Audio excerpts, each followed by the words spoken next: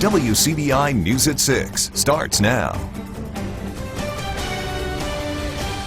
Good evening, everyone. Nearly 2 decades after contamination from the KERR plant was detected in their neighborhood, hundreds of Columbus residents say they have not seen a dime of the settlement money. Many of them have gathered this evening for what they're calling a march for justice. The march is underway right now on 14th Avenue North. That group protesting, saying they feel like they've been forgotten. Many of them have dealt with health issues due to the toxic chemicals, they say, from the plant. Now the group is demanding to be paid the money they were promised. We want to see justice. We want to see justice. We want to see it before we pass. We need that right now. You know, we don't need to wait no longer. We need to be paid right now. Justice right now.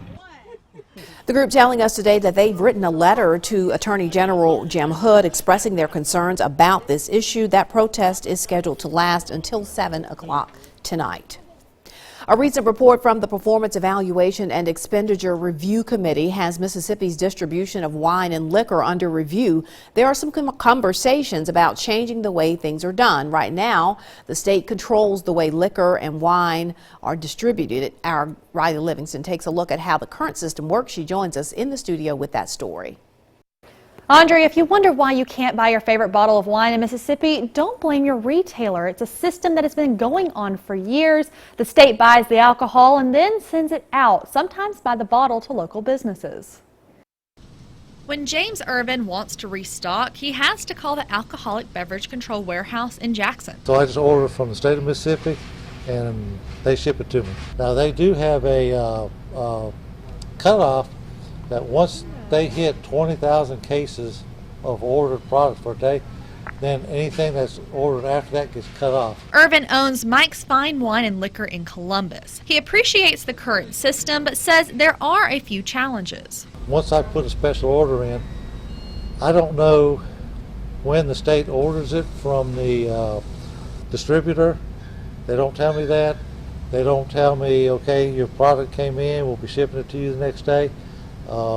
All I know is when it walks in my door coming off the truck, then I know I got it. So, and that could be 2 weeks, that could be 2 months. Irvin's alcohol comes from the ABC in Jackson. They provide wine and liquor to all stores and restaurants statewide. During the 2019 legislative session, up to $4 million was appropriated for additional warehouse space, but so far no formal plan has been set. Irvin says a new warehouse could be a game changer. What I wish they would do is, I know they're trying to get another warehouse, so if they get another warehouse, then they'll be able to stock more products and that'll help us out. Now that would be really nice to see them get a warehouse. Having more product on hand could help retailers and restaurant owners around the state. The peer review suggests one option is to shift to private firms instead of state control. A reminder for you that WCBI TV will be hosting North Mississippi's only live gubernatorial debate. It's coming up this Monday night at 7 p.m. Attorney General Jim Hood and Lieutenant Governor Tate Reeves will be here in our studios for a roundtable discussion. Of course, we'll be talking about a variety of issues that matter to you during that conversation. We'll also be taking questions from you at home. Our Scott Martin will be following social media and asking the candidates those questions that come from you. Use the hashtag WCBI Debate on Twitter. A reminder also that Super Talk Mississippi and MPB Radio will carry that debate live on Monday night. Again, the WCBI debate is Monday at 7 p.m. We'll also live stream on WCBI.com and the WCBI app. A federal judge is giving no indication of how or when he'll rule in a lawsuit that challenges the state's multi-step process when it comes to electing a governor and other statewide offices. U.S. District Judge Daniel P. Jordan III heard arguments today just over 3 weeks before the state's general election. Mississippi's 1890 Constitution requires a statewide candidate to win a majority of the popular vote and a majority of the state House districts. If no one wins both, the election is then decided by the House, which now is controlled by Republicans. Attorneys for African American plaintiffs say the system violates the constitutional principle of one person, one vote. That group asking Jordan to block the state from using the system. Attorneys for the state defendants want Jordan to dismiss the lawsuit. Rain and storms in the region today. The heaviest activity now just slipping to the southeast of our coverage area into West Alabama, south of Aliceville, some pretty good rain. But as we check out our viewing area, you can see a lot of the heavy stuff now shifting away. We may still see some light showers as we go throughout the course of the evening hours. Now, temperatures are much cooler now than where we were earlier today. We had highs well into the 80s, and now we are looking at some 70s, 60s, and even 50s in the far northwest. And as we go through time, that cooler air is going to be continuing to sink to the southeast. So in the near term, we do have a little bit of rain. The storm's on the way out. We'll just keep that chance of some showers going through the evening hours. And look at our lows tonight. We're looking at temperatures down into the 40s in many spots here by the time you wake up. So a cool start to the weekend. Your full forecast is coming up. Health care, it's a topic on the minds of a lot of Mississippians, and it's no secret that rural health care is on the decline. Our Cash Matlock joins us in the studio with more on what medical experts are doing to better health care options throughout those rural communities. Cash? Well, Andrea, experts say every year there are fewer doctors and nurse practitioners who set up practices in rural areas. They say if state policies don't change soon, that number will continue to decline. Paul Black is the CEO of WINSTON Medical Center. He says rural health is very different from healthcare in larger cities. It's not like in Jackson or something like that where they may see a patient and then never see them again until they come back. Here in Louisville, they'll see a patient on a Friday and then they'll see them in church on Sunday. Heather Gilmer is a certified nurse practitioner at WINSTON Medical Clinic. She says she has a personal bond with all of her patients. I know everything there is to know about some of these people. Like when I see them in the community, I know what they can take, what they can't take. I can remember when they had their open heart surgery. I can tell you that they don't tolerate certain medications. I can tell you probably more than I should be able to tell you about them. She says it can be hard to get younger medical professionals interested in working at rural clinics. Yeah, it's difficult to entice anyone to come to an area like this if they don't know or if they don't have any ties to here. And Black says that's where incentives come in. We provide a signing bonus when they do come in and get out of school and sign. We also have a stipend program where if we got a student that's in medical school, we'll pay them so much a month to help defray their expenses. Then when they do get out, there's a relocation amount that we pay. The problem is everybody's doing the same thing. Nurse practitioner Mary Smith says there are reasons why there are fewer physicians in rural health care. Over time, physicians started to specialize. So as you've gotten so many specialty physicians, you don't see that many that do family practice or primary care anymore because a lot of them go into specialties. She says this will continue unless action is taken immediately. If there are steps that aren't taken, I do think it will continue to decline. This is for healthcare in general, no matter what type of healthcare provider you are, if it's a nurse practitioner or a physician. I do think that we will continue to see less healthcare providers in rural areas.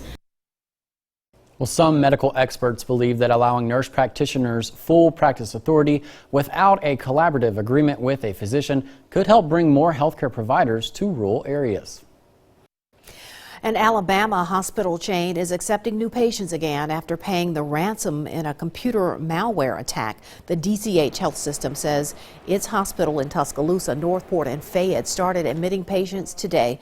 Its imaging and patient scheduling services is back online today. 10 days ago, we told you about this, a ransomware attack hacked its computer systems from communicating with each other. The hospitals kept treating people, but new patients were sent to locations in Birmingham or Mississippi. The company did not say how much ransom it paid to regain control of its systems, but an executive says insurance covered the cost. Meanwhile, Alabama Governor Kay Ivey has completed her cancer treatments in a statement released today. Ivey says the radiation is complete and she expects to make a full recovery. The 74-year-old Republican and her doctor say the small isolated spot on her lung was found early. She's encouraging people to have regular checkups, just as she was doing when her cancer was found. Just ahead, we introduced you yesterday to a young artist from Meridian who's getting national attention. A sneak peek at his latest project when we come back. You're watching WCBI's News at 6 with Andrea Self. Welcome back, everyone. We kicked off a new series, Behind the Screen, yesterday, and our first story was about a young Mississippi teenager whose talent gained a lot of social media attention. His latest project, Here at Home, is one he's very proud of. Part 1 told the story of EGAN TILGHMAN, this 19-year-old artist from Meridian's photos of dressing his little brother like Pennywise from Stephen King's It went viral. Well, in Part 2 of the series, we see what EGAN has been up to since his viral success. That was just 2 years ago. His work now is quite impressive. I sat and I designed it on my computer and I drew it out and then I built it out of cardboard to be this big, and so it was just really cool to finally see it all come to life and be like it's really there and like I did that, and I'm really proud of it. Part 2 of the series airs again tonight on WCBI News at 9 on the CW4. Well, you may recognize these next two faces as our Educators of the Week. Today, Julie Hines and Brittany Alexander received $500 checks, each of them after winning our teacher essay contest. Hines is a history teacher at the Mississippi School for Mathematics and Science. Alexander teaches second grade at French Camp Elementary. A rep from Fort County, one of our sponsors, says it's just a small amount but will make an impact on dozens of students. We understand how important it is to support the teachers in our service territory. We know how hard they work and we know how limited their funds are. We know that it really is a labor of love for these folks, and so anything that we can do to support their efforts in the classroom makes their lives easier and makes our communities better. Food Giant was the other sponsor, also donating $500 today. Both teachers tell us they were surprised when they found out about the essay and being Educators of the Week. So congratulations again to both of them. And congratulations to us. We got some rain finally. Hey, we'll take anything we can get. Yes, some spots indeed. getting over an inch of needed moisture. Right now the rain done in Columbus. Still 72. The wind not too terribly strong, but the wind will pick up later this evening and tonight. Temperatures will continue to fall. Upper 40s to low 50s tonight. 60s for our Saturday. Your full forecast is next. Your WCBI First Alert AccuWeather forecast with Chief Meteorologist Keith Gibson.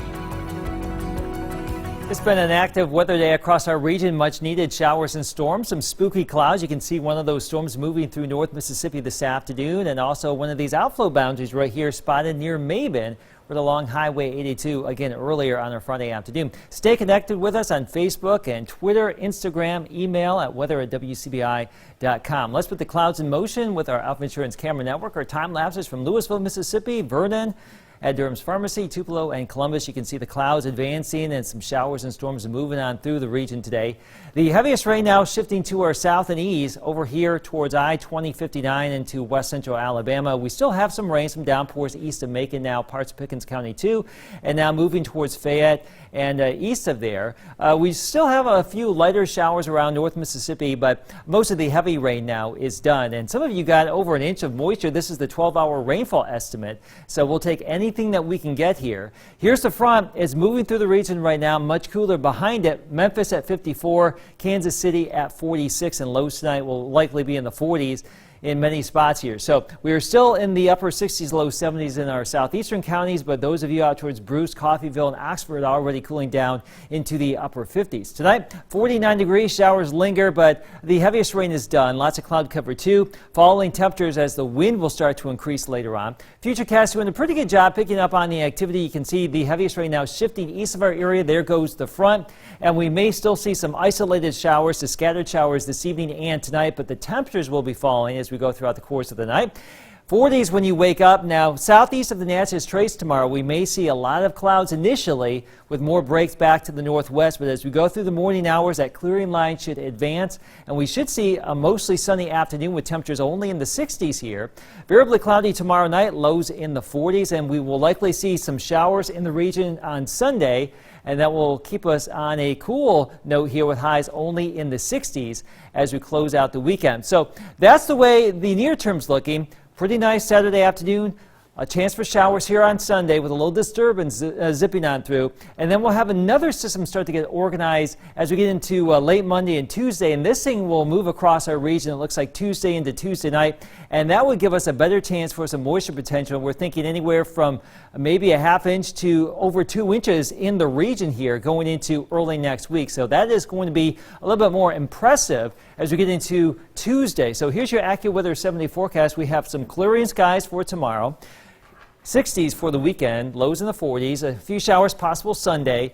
A bit of a break, a little bit warmer Monday, Andrea, 79, and then we're back into the heavier rain. We need that moisture on Tuesday, and most of those days below average. Remember how many days we had above average? I do. I think we've left, or hopefully we've left the 90s for behind. weeks and weeks and weeks, and now we're actually getting some fall weather. I love it. Yeah. All right.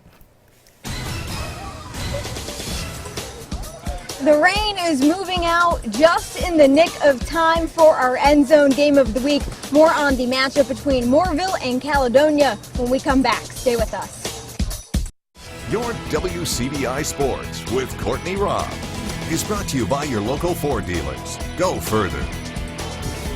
It's time for our end zone game of the week. For week 8, we've got a matchup between the Caledonia Confederates and the Mooreville Troopers. One of these teams playing with a little bit more to play for this season. A couple of days ago, the MHSAA did say that they would be upholding their probation on the Mooreville Troopers. Now, what that means is that fight that Mooreville got in against that game against New Albany a few weeks back, the Troopers left the game with about 8 minutes left, cost them a fine of about $500 and put them on an automatic probation. The Troopers did file an appeal on September 26th, but the MHSAA voting the other day to keep the probation, which means that Mooreville will not be eligible for the playoffs this season. The last time Mooreville competed in the playoffs was 2016, and they will not get their chance at making a run this season. So the Troopers might not be playing for the playoffs, but they've got nothing to lose in this matchup against Caledonia. Mooreville is 4-3 on the season. Caledonia 3-3, and both of these teams looking for their first wins of the season. Caledonia trying to pick up another win so far. Like I said, they're looking for their first division win as well. Mooreville looking for that first division win. It'll be interesting to see which one of these two teams is able to pull that out. And like I said, Mooreville, they have nothing to lose in this matchup, and so it might be interesting to see if Mooreville plays with a little bit more gusto compared to Caledonia simply because of that factor. Caledonia might know that they desperately need this win a lot more than Mooreville does right now. We'll have all the highlights later on the end zone as well as all the highlights from Thursday night. Reporting in Caledonia, Courtney Robb for WCBI Sports. The last look at your forecast when we come back. Get your game day pizza at Papa John's. All together now, there are some new babies at the Memphis Zoo. The zoo introduced these new jaguar cubs yesterday. Both are female and were born at the zoo back on September 4th. They're not on exhibit just yet, so you're getting a behind-the-scenes peek at them. In the coming weeks, the zoo will release details on a contest for the public to help name these little cubs. These are the first jaguar cubs at Memphis Zoo since Cat Country was built in 1993. They're really cute now, but when they get older, they won't be getting that close. No. They're so cute when they're old. You just have to stay away from them. Stay far away. All right, so let's check out our radar here. You can see most of the heavy rain on the way out. Great news for those high school football games. Some lingering showers possible tonight, but clearer trend tomorrow. More showers possible Sunday. A cooler weekend, fall-like here. 60s, lows in the 40s. And then another heavier rain event possible Tuesday. I've been seeing people with their fall festival pictures. We're getting into the weather that we need for that. It's the season. Yes, that's the news at 6 o'clock. Enjoy the games tonight. We'll see you at 10.